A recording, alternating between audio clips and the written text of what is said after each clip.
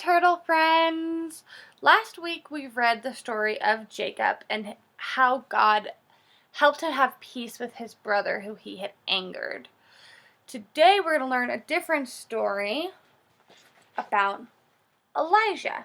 During Elijah's time, there was a king and queen, Ahab and Jezebel, and they were worshiping a false god named Baal. This is when Elijah stops the rain. Queen Jezebel was determined that everyone in the kingdom should worship her god, Baal. So she gave the order for all of God's prophets to be killed. Everyone will soon forget about Israel's God and his laws, she sneered. But God wasn't going to let that happen. He chose a man called Elijah to help bring his people back to worship him. Elijah went to speak to Ahab and Jezebel. "There will be no rain in Israel until my God says so," he told them. And so it was. No rain fell for 2 years. No matter how hard the king and queen prayed to Baal, soon the land was parched and people were starving. Ahab and Jezebel were furious with Elijah and wanted to kill him, but God knew what they were up to. He told Elijah to hide in a secret place and even sent ravens to bring him food. One day, God told Elijah to go to a certain town. "A widow there will give you food and drink," he said. It was a long journey, and by the time Elijah arrived, he was very hungry. But he knew that God would not fail him, and he was right. There at the gates he met a widow. "Will you give me some food?" asked Elijah. "I'm sorry," the woman replied. "There is a drought here, and I have only enough for one last meal." "Don't worry," Elijah answered. "God will provide." And so he did. Every day there was enough food in the pot to feed the widow's family, and Elijah too, for as long as the drought lasted. At last, God sent Elijah back to King Ahab. "It has not rained for 3 years, thundered the king when he saw Elijah. "It is all your fault." "It is not my fault, but your own," replied Elijah calmly. "You have turned your back on the one true God." Then he told Ahab to bring his people and the prophets of Baal to Mount Carmel. King Ahab did as Elijah asked. Soon a huge crowd had gathered. "It is time to see who is the one true God," announced Elijah. "I challenge the prophets of Baal. They must offer a bull to their God, and I will offer one to mine.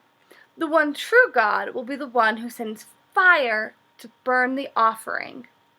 The priests of Baal set to work. They made an altar and laid a bull on it. Then they prayed to their God to send fire. "Baal, answer us," they cried. But no one answered. Nothing happened. Next it was Elijah's turn. He built his altar and dug a ditch around it. Then he placed his bowl on the stack of firewood. He said to the people, "Fill 4 large jars with water and pour it over the bull and the firewood." He told them to do it again and again until the water ran down the altar and filled the ditch. Everyone was amazed. "Surely all that water will put out any flames," they cried. "He must be mad."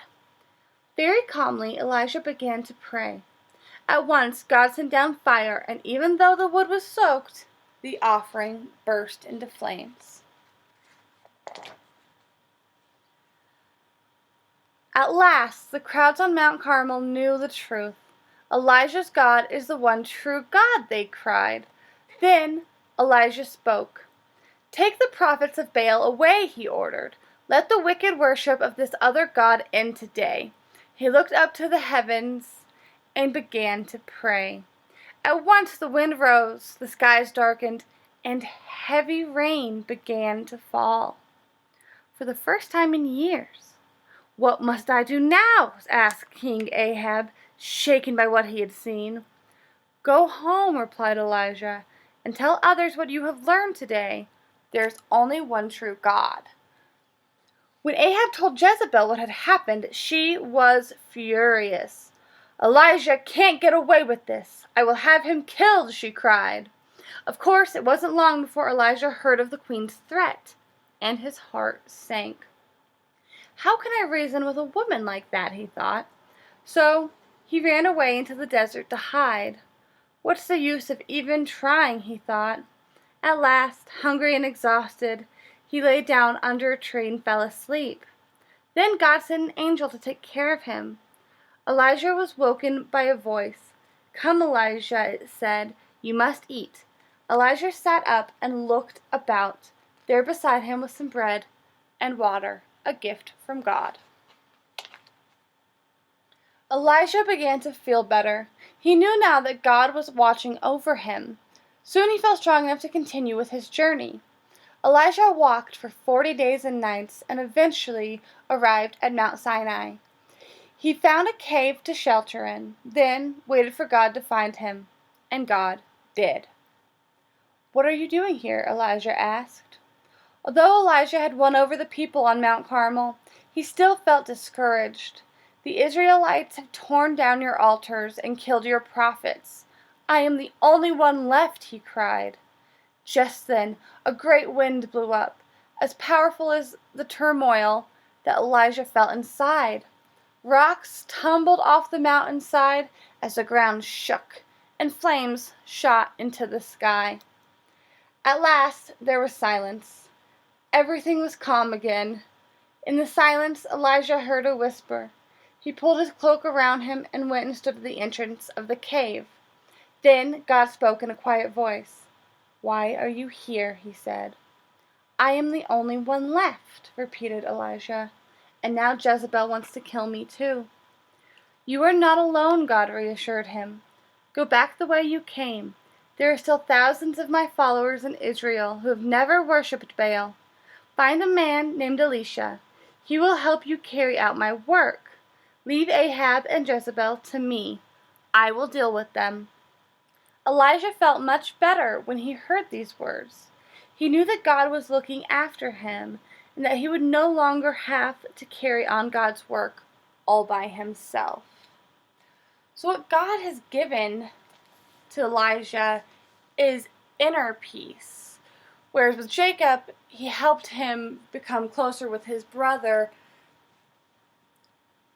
Elijah was feeling turmoil, which means he was feeling distraught and sad and alone. And he didn't even have to ask for God to give him this peace. God grants us that just by us knowing that he's here with us, which is really special. What's one way that you feel God's peace in your life? Talk about it with your parents today.